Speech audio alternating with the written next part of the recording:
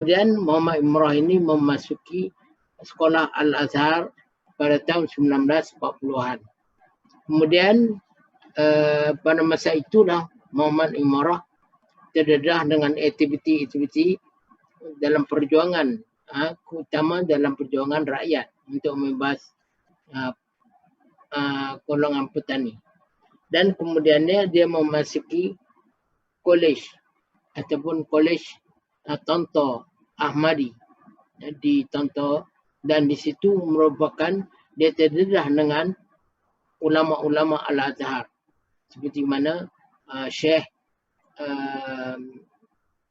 Abdul Wahab Khalaf yang mengajar di situ. Jadi dia terdedah. Dan Muhammad Imrah menyebutkan dia mula terdedah dengan pembacaan ini apabila ada seorang ulama Al-Azhar di kampung dia yang meninggal dunia. Dan dia ulama ini telah meninggalkan satu pustakaan yang hampir 3,000, ada 3,000 buah buku. Dan Muhammad Imrah pada itu baru tamat graduate daripada Darul Ulum. Dia membeli pustakaan tersebut yang hampir 3,000 itu, dan setelah itu dia membaca buku-buku yang hampir 3,000 buah buku itu. Dan itulah yang membentuk pemikiran Muhammad Imrah ini apabila dia telah tamat di Darul Ulum. Darul Ulum iaitu sekarang dikenali sebagai Universiti Kairah pada tahun 1950-an. Dan apabila kemudian itu dia bekerja di kementerian di Mesir, umpamanya Kementerian Kebudayaan, dan kemudiannya dia menjadi menyambung pelajaran di Darul Ulum juga di bahagian falsafah, iaitu dengan membuat master dan juga PhD pada tahun 1970, dan pada tahun 1975 dia boleh mendapat PhD. Saya ingin jelaskan di sini perkembangan pemikiran beliau. Apabila tahun 70-an beliau membuat master yang tajuk Mu'tazilah wa Mushkilat Al-Hurriyah fil Insan, iaitu tentang Mu'tazilah dan juga tentang kebebasan manusia dalam Islam. Itu tajuk master beliau. Manakala di peringkat PhD beliau adalah tentang falsafah hukum Islam wal falsafah al-hukm. Dan dia membuat PhD ini, saya dalam beberapa bacaan dia terpengaruh dengan Muhammad Al-Ghazali, sebab pada masa itu berlaku di Mesir konflik tentang yang dicetuskan oleh Ali bin Abdul Razik dalam abad ini tentang Islam wal hukm oleh Ali bin Abdul Razik, yang mengatakan bahawa pemerintahan Islam itu tak ada, pemerintahan Rasulullah itu tidak ada mengenal dengan agama. Dan kemudian disambung oleh Muhammad Khalid bin Muhammad Khalid dalam bukunya Min Huna Nabda. Kemudian ditulis oleh Muhammad Al-Ghazali Min Huna Na'lam. Jadi pertemuan antara Muhammad Khalid dan Al-Ghazali itu tentang falsafah hukum. Sebab itu beliau mengkaji dan dia membuat PhD tentang tajuk tentang Islam dan falsafah hukum dalam peringkat PhD. Ini yang terkesan, dan ini diakui oleh Muhammad Imrah sendiri bahawa dia terkesan dengan pemikiran Muhammad Ghazali dan juru islah yang lain, Muhammad Abduh dan sebagainya. Dan kita dapati sejak itulah beliau mula membahaskan menjadi pendidik kepada pengajian Islam. Apabila dia tamat PhD, kemudian dia menulis buku-buku yang menjadi konflik di dalam umat Islam. kalau kita melihat Muhammad Imarah ini, buku-buku beliau pertamanya dia menulis terhadap al-amal al-kamilah, iaitu macam ensiklopedia tokoh-tokoh. Beliau menulis amal al-kamilah li Jamaluddin Afghani. Beliau juga membuat amal al-kamilah, iaitu himpunan buku-buku Muhammad Abduh, dan beliau juga membuat amal al-kamilah Abdul Rahman Al-Kawakibi.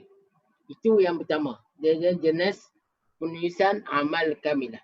Yang keduanya, dia juga menulis tentang i'lam ataupun tokoh-tokoh juru islah. Beliau menulis tentang tokoh-tokoh seperti Muhammad Rashid Radha. Beliau juga menulis tentang Abdul Rahman Al-Kawakibi. Beliau juga menulis tentang Jamaluddin Afghani. Dan beliau juga menulis tentang Muhammad Chertu. Ini merupakan tokoh-tokoh juru islah. Seperti mana yang telah kita ketahui, mereka itu adalah tokoh-tokoh islah. Dan Muhammad Imarah menulis tentang riwayat ataupun biografi tokoh-tokoh ini. Kemudian beliau juga telah menulis tentang hadarah, seperti mana yang telah dikupas oleh Saudara Faisal tadi. Beliau menulis tentang al-Islam wal Gharb, hubungan antara Islam dan juga Barat. Itu salah satu aspek yang menjadi tumpuan Muhammad Imarah. Kemudian beliau juga menulis tentang At-Tiyar Al-Fikriyah. At-Tiyar Al-Fikriyah iaitu aliran-aliran pemikiran umat Islam. Beliau mengupas tentang aliran-aliran pemikiran umat Islam dan juga mengupas tentang Almani ataupun sekularisme dan sebagainya. Dia berdepan dengan perkara itu ditulis oleh Muhammad Imarah. Apa yang saya nak sebutkan bahawa Muhammad Imarah dalam perjuangannya, beliau juga apabila tahun 1950-an, beliau menulis satu artikel tentang al-jihad di Palestin. Dan pada masa itu artikelnya disiarkan dalam akhbar di Mesir. Dalam satu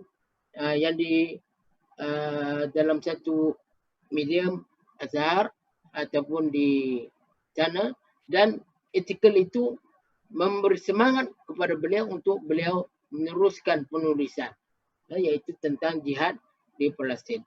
Dan ada keduanya saya ingin fokuskan kalangan, ada pengkaji-pengkaji mengatakan bahawa Muhammad Imarah ini terpengaruh dengan sosialis ataupun Karl Marx, komunis, dan juga yang terpengaruh dengan Mu'tazilah. Apabila dalam satu wawancara ataupun dalam satu majalah, Muhammad Imarah mengatakan bahawa pada masa itu beliau memang terlibat dalam pergerakan sosialis di Mesir, kerana tidak ada di situ, di sana ataupun gerakan ikhwan dan sebagainya yang telah diharamkan, dan mereka adalah memperjuangkan nasib petani dan orang miskin melalui persatuan sosialis ataupun persatuan yang bukan Islami. Jadi mereka terlibat dalam persatuan itu, dan itu yang orang melihat Imarah berideologi sosialis ataupun Karl Marx. Tetapi Muhammad Imarah mengatakan walaupun mereka aktif dalam persatuan-persatuan tersebut, tetapi dasarnya mereka masih lagi berpegang kepada Islam, kerana dia adalah abna al-Azhar, kerana dia merupakan pelajar Azhar dan belajar Azhar dan mendapat pendidikan agama sejak kecil.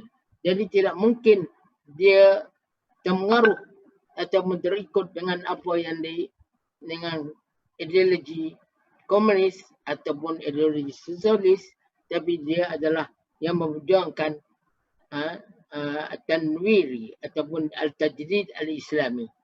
Itu yang menjadi perkara yang dikupas ataupun diperjuangkan oleh Muhammad Imarah. Ya. Kemudian beliau juga dalam buku-buku beliau, aspek beliau juga mengkritik tentang gerakan Islam.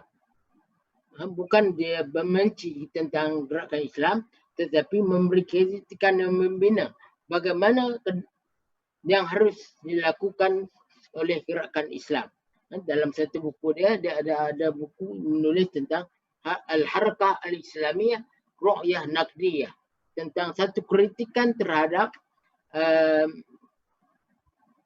gerakan Islam. Dan disebut dalam kertas kerja dia ataupun dalam buku dia, jadi gerakan Islam ini perlu menjelaskan ataupun memberi pertumbuhan kepada al-azmah al-fikriyah, tentang krisis pemikiran umat Islam yang berlaku. Ya, sebab apa yang berlaku sekarang ini adalah krisis pemikiran, dan gerakan Islam harus menguasai tentang ataupun memberi penjelasan yang sebenarnya terhadap perspektif Islam yang sebenar kepada masyarakat, kepada umat Islam. Ya, jadi inilah tugas utama gerakan Islam menurut Muhammad Imarah, iaitu memberi penjelasan ataupun dalam istilahnya tanwiri, iaitu penyerahan ya, kepada aspek-aspek dari segi pendidikan, dari segi sosial, dari segi ekonomi kepada umat Islam, agar mereka memahami Islam itu secara betul. Dan Muhammad Imarah juga menulis buku tentang at-ta'addudiyah, kepelbagaian, dan dia menyebut tentang bagaimana kita perlu umat Islam menghormati orang lain. Sebab itu dalam beliau juga menulis tentang bagaimana at-ta'addudiyah ini, kepelbagaian ini dalam konteks Mesir. Seperti mana kita tahu bahawa Mesir ini 95%-nya adalah orang Islam. 5% saja orang yang bukan Islam, iaitu penganut Masih atau Qibti. Tapi Muhammad Imarah menyebutkan dalam buku itu, kita belum menghormati masyarakat non-Muslim. Masyarakat yang di Mesir itu masyarakat Qibti. Ya? Jadi sudah tentu dalam konteks kita, masyarakat kita yang hampir non-Muslim separuh, ya, sudah tentu kita kena menghormati orang non-Muslim. Kalau Imarah menyebutkan dalam konteks masyarakat Mesir pun, kita kena menghormati non-Muslim, sedangkan non-Muslim di Mesir itu adalah 5%. Dia mengatakan bahawa kita wajib menghormati non-Muslim dan menghormati tempat-tempat ibadat mereka. Itu yang disebut oleh Muhammad Imarah dalam konteks perhubungan orang Islam dan orang yang